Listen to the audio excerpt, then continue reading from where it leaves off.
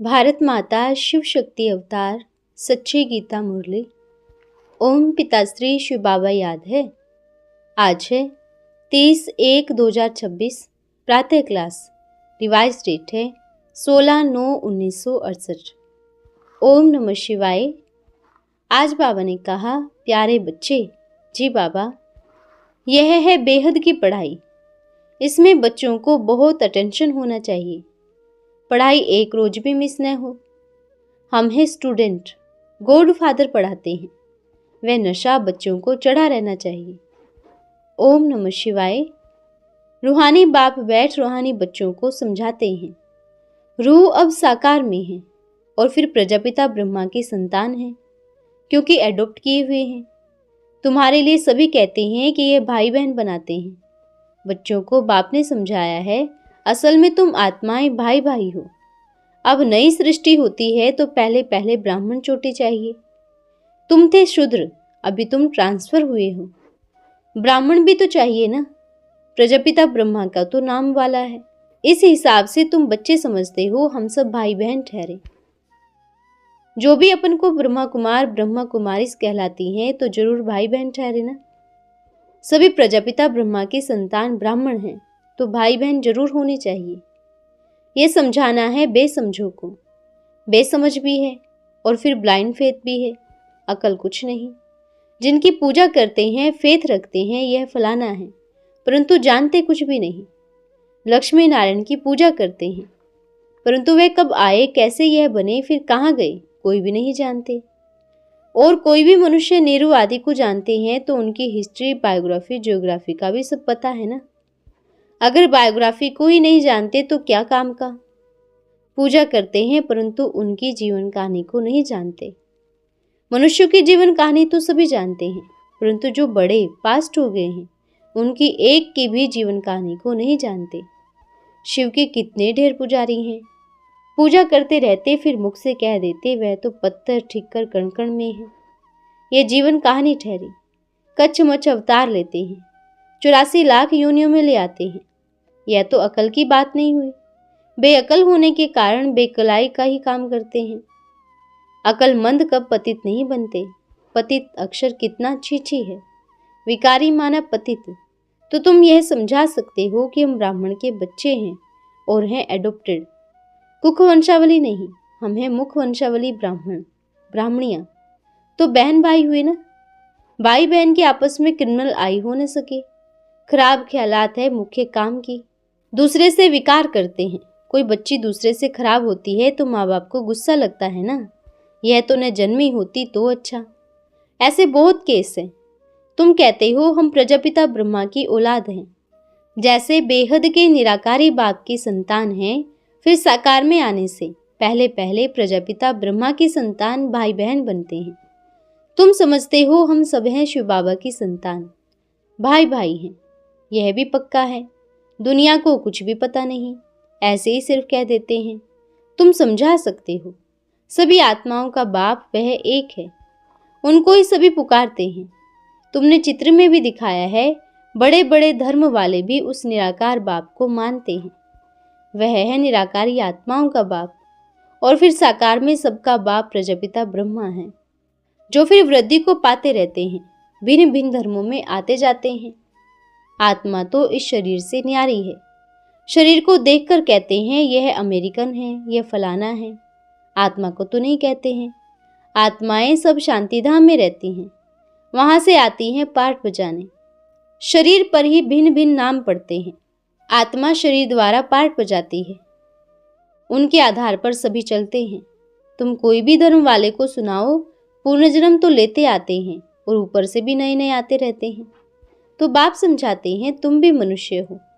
मनुष्यों को ही तो सृष्टि के आदि मध्य अंत का मालूम होना चाहिए ना, कि यह सृष्टि चक्र कैसे फिरता है, उनका रचयिता कौन है, कितना समय इस चक्र को फिरने में लगता है।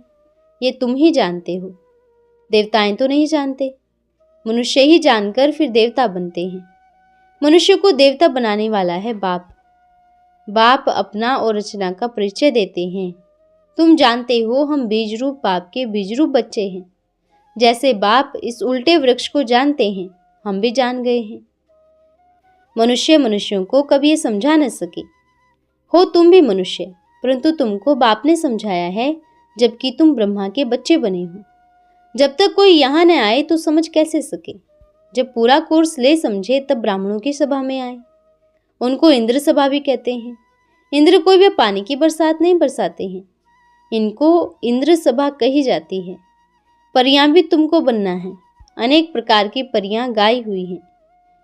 कोई बच्ची अच्छी शोभायमान होती है तो कहते हैं ना, यह तो जैसे कि परी है। पाउडर आदि लगाकर सुहानी खूबसूरत बन जाती है। सतयुग में तुम बनते हो परियां परिजात। अभी तुम ज्ञान स्नान से परियां देवताएं बन निकलते हो। तुम समझते हो हम क्या थे, क्या बन रहे हैं। जो सदा प्योर बाप है, सदा खूबसूरत है, वह मुसाफिर तुमको ऐसा बनाते हैं। वह तो सदैव गोरा है, कब सावरा बनता नहीं। यहाँ जब आते हैं तो बिल्कुल 100% सावरा तन में प्रवेश करते हैं। अभी गोरा कौन बनावे, बाप को बनाना पड़े ना। सृष्टि का चक्र तो फिर नहीं है। अभी तुम गोरे बनते हो। तुमको पढ़ाने वाला ज्ञान सागर एक ही बाप है। ज्ञान कौन सा? रचयिता और रचना के आदि मध्य अंत का ज्ञान उस ज्ञान सागर बाप के पास ही है। वही ज्ञान का सागर प्रेम का सागर है। उस बाप की जो महिमा गाई जाती है वह लौकिक बाप की थोड़ी हो सकती, बेहद के बाप की ही महिमा है। उनको ही सभी पुकारते हैं कि हमको भी ऐसी महिमा वाला आकर बनाओ। अभी तुम बन रहे हो ना, नंबरवार पुरुषार्थ अनुसार। पढ़ाई में सभी एक रस नहीं होते, रात दिन का फर्क रहता है। तुम्हारे पास भी तो आएंगे बहुत। ब्राह्मण जरूर बनना है। फिर कोई अच्छी रीति पढ़ते हैं, कोई कम। पढ़ाई में सबसे अच्छा होगा तो फिर औरों को भी पढ़ा सकेंगे। तुम समझ सकते हो, इतने कॉलेज निकलते रहते हैं। बाबा भी कहते हैं कॉलेज ऐसा बनाओ जो कोई भी समझ सके कि इस कॉलेज में रचयिता और रचना के आदि मध्य अंत का नॉलेज मिलता है। बाप भारत में ही आते हैं तो भारत में ही कॉलेज आदि खोलते रहते हैं। आगे चल बहुत खुलते जाएंगे। बहुत कॉलेज यूनिवर्सिटी आदि चाहिए ना, जहाँ बहुत आकर पढ़ेंगे। फिर जब पढ़ाई पूरी होगी तो आदि सनातन देवी देवता धर्म में सभी ट्रांसफर हो जाएंगे, अर्थात मनुष्य से देवता बन जाएंगे। तो मनुष्य से देवता बनते हो ना। गायन भी है ना, मनुष्य से देवता किए करत ना लागे वार। यहाँ यह है मनुष्यों की दुनिया, वह है देवताओं की दुनिया। देवताओं और मनुष्यों में रात दिन का फर्क है, अर्थात दिन में है देवताएं, रात में है मनुष्य। सभी भक्ति ही करते हैं, कोई किसका पुजारी तो कोई किसका पुजारी। अभी तुम पुजारी से पूज्य बनते हो। सतयुग त्रेता में वेद शास्त्र आदि कुछ नहीं होते, भक्ति का नाम नहीं होता। वहाँ है सभी देवताएं, मनुष्य होते हैं भक्त। मनुष्य फिर देवता बनते हैं, वह है देवी दुनिया। इनको कहा जाता है आसुरी दुनिया। राम राज्य और रावण राज्य, आगे तुम्हारी बुद्धि में ये थोड़ी ही था। राम राज्य रावण राज्य किसको कहा जाता है? रावण कब आया कुछ भी पता नहीं था। कहते हैं लंका समुद्र में डूब गया, ऐसे ही फिर द्वारका के लिए कहते हैं। अभी तुम जानते हो ये सारी दुनिया डूबने की है। सारी दुनिया ही ये बेहद की लंका है। ये सभी डूब जाएंगे, पानी आ जाएगा। बाकी स्वर्ग कोई डूबता थोड़ी ही है। कितना था धन था, बाप ने समझाया है। एक ही सोमनाथ के मंदिर को कितना लूटा है। अभी देखो तो कुछ भी नहीं रहा है। भारत में कितना था धन था, भारत में स्वर्ग कहा जाता था। अभी स्वर्ग कहेंगे? अभी तो नरक है, फिर स्वर्ग बनेगा। स्वर्ग कौन नरक कौन बनाते हैं यह भी अभी तुम जान गए हो। रावण राज्य कितना समय चलता है वह भी बताया है। रावण राज्य में कितने अथाधर्म हो जाते हैं। राम राज्य में तो सिर्फ सूर्यवंशी चंद्रवंशी रहते हैं। अभी पढ़ रहे हो। यह पढ़ाई और कोई की बुद्धि में नहीं है, वह तो है ही रावण राज्य में। राम राज्य होता है सतयुग में। बाप कहते हैं हम तुमको लायक बनाते हैं। नालायक कौन बनाते हैं? देवताओं की लायकी की महिमा और अपने नालायकी की महिमा गाते हैं। बाप समझाते हैं तुम जब पूज्य थे तो वह नई दुनिया थी, बहुत थोड़े मनुष्य थे। अभी तुमको खुशी बहुत होनी चाहिए। भाई बहन तो बनते हो ना। वह भी भाई बहन कहते हैं कि यह घर फिटाते हैं, वही फिर आकर शिक्षा लेते हैं। यहाँ आने से समझते हैं कि नॉलेज तो बहुत अच्छी है। अर्थ समझते हैं ना। भाई बहन बगैर पवित्रता कहाँ से आए? सारा पवित्रता पे ही मदार है। बाप आते भी हैं मगध देश में, जो कि बहुत गिरा हुआ देश है, बहुत पतित हैं, खान पान भी बहुत गंदा है। बाप कहते हैं मैं बहुत जन्मों के अंत वाला ही शरीर में प्रवेश करता हूँ। यही 84 जन्म लेते हैं, last so first, first so last. मिसाल तो एक का बताएंगे ना। तुम्हारी डिनास्टी बनने वाली है। जितना अच्छी रीत समझते जाएंगे फिर तो तुम्हारे पास बहुत आते रहेंगे। अब ये बहुत ही छोटा झाड़ है, तूफान भी लगते हैं। सतयुग में तूफान की बात ही नहीं। ऊपर से नई नई आत्माएं रहती हैं। यहाँ तूफान लगने से गिर पड़ते हैं, वहां तो माया का तूफान होता ही नहीं। अकाले मृत्यु होती नहीं, यहाँ तो बैठे बैठे मर जाते हैं। और फिर तुम्हारा माया के साथ युद्ध भी है, तो वह भी हैरान करते हैं। सतयुग में यह नहीं होगा। दूसरे कोई धर्म में ऐसी बातें होती ही नहीं। राम राज्य और रावण राज्य को और कोई समझते ही नहीं। बल सत्संग आदि में जाते हैं, वहां मरने जीने की बात नहीं होती। यहाँ तो बच्चे एडॉप्ट होते हैं, कहते हैं हम शिव बाबा के बच्चे हैं, उनसे ही वर्षा लेते हैं। फिर गिर पड़ते हैं तो वर्षा भी खलास। हंस से बदलकर बुगला बन जाते हैं। फिर भी बाप रहम दिल है तो समझाते रहते हैं। कोई फिर से चढ़ पड़ते हैं, थमे रहते हैं। उनको कहेंगे महावीर हनुमान, तुम हो महावीर महावीरनिया। नंबरवार तो है ना। सबसे पहलवान को महावीर कहा जाता है। आदि देव को भी महावीर कहते हैं, जिससे यह महावीरनिया पैदा होती है जो विश्व में राज्य करती हैं। नंबरवार पुरुषार्थ अनुसार रावण पर जीत पाने के लिए पुरुषार्थ करते हैं। रावण है 5 विकार, यह तो समझ की बात है ना। अभी तुम्हारी बुद्धि का ताला बाप खोलते हैं, फिर ताला एकदम बंद हो जाता है। यहाँ भी ऐसे हैं, बहुत हैं जिनकी बुद्धि खुलती नहीं, किसको समझा नहीं सकते हैं। बाप आकर सभी का ताला खोलते हैं।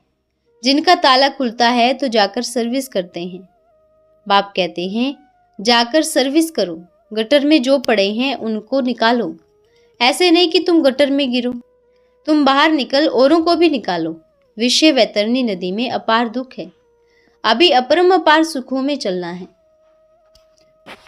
जो अपरम अपार सुख देते हैं उनकी महिमा गाई जाती है। रावण जो अपरम अपार दुख देते हैं उनकी महिमा होगी। रावण को कहा जाता है असुर। बाप कहते हैं तुम रावण राज्य में थे ना, अपार दुखी थे। अभी तुम समझते हो अपार सुख पाने के लिए यहाँ आते हैं। तुमको कितनी अपार सुख मिलता है, खुशी कितनी रहनी चाहिए, और खबरदार भी रहना चाहिए। पोजीशन तो नंबरवार होते हैं ना।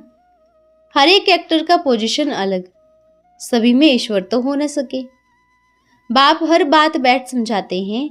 तुम बाप की रचना के आदि मध्यंत को जान जाते हो। नंबरवार पुरुषार्थ अनुसार। नंबरवार पढ़ाई पर नंबर होते हैं ना। यह है बेहद की पढ़ाई, इसमें बच्चों को बहुत अटेंशन होना चाहिए। पढ़ाई एक रोज भी मिस न हो। हम हैं स्टूडेंट, गॉड फादर पढ़ाते हैं। वह नशा बच्चों को चढ़ा रहना चाहिए। भगवान उवाच, सिर्फ उन्होंने भूल से कृष्ण का नाम डाल दिया है। भगवान उवाच, कृष्ण समझ लिया है, क्योंकि कृष्ण हुआ नेक्स्ट टू गॉड। बाप के बाद में खड़ा है श्री कृष्ण। स्वर्ग जो बाप स्थापन करते हैं उनमें नंबर 1 यह है ना। यह ज्ञान अभी तुमको मिलता है। नंबरवार पुरुषार्थ अनुसार अपना भी कल्याण करते हैं और दूसरों का भी कल्याण करते रहते हैं। उनको सर्विस बगैर कब सुख नहीं आएगा। तुम योग और ज्ञान में मजबूत होते जाएंगे तो फिर काम ऐसे करेंगे जैसे जिन। मनुष्य को देवता बनाने की हावी लग जाएगी। मौत के पहले ही पास होना है। सर्विस बहुत करनी है, पीछे तो लड़ाई लगेगी। नेचुरल कैलेमिटीज भी आएंगी। उनको कहा जाता है खुदाई आपदाएं। साइंस की आपदाएं और खुदाई आपदाएं में फर्क है। वह तो बॉम्ब आदि मनुष्य बनाते हैं जिससे विनाश होता है। यह अर्थक्वेक, फ्लड्स आदि होते हैं, मूसलाधार बरसात होती है। यह कोई मनुष्य का काम है क्या? साइंस भी मदद करती है विनाश में, फिर ये नेचुरल कैलेमिटीज भी मदद करती हैं। नई दुनिया तो स्थापन होनी ही है। तो तुम्हारे में अभी कितना फर्क है। भगवान तुमको पढ़ाकर विश्व का मालिक बनाते हैं तो कितनी खुशी रहनी चाहिए। अच्छा, मीठे मीठे सिकिलदे रूहानी बच्चों प्रति रूहानी बाप व दादा का याद प्यार गुड मॉर्निंग। रूहानी बच्चों को रूहानी बाप का नमस्ते। हम रूहानी बच्चों की रूहानी माता पिता बाप दादा को याद प्यार शुभ प्रभात और नमस्ते बाबा नमस्ते। आज का वरदान है नंबर 1 सहज राजयोगी भव। स्वयं प्रति शांति का या शक्ति का अनुभव किया, यह कोई बड़ी बात नहीं, लेकिन अपने याद की शक्ति द्वारा अब विश्व में वाइब्रेशन द्वारा वायुमंडल बनाओ, तब कहेंगे नंबर 1 सहज राजयोगी। अच्छा, ओम नमः शिवाय।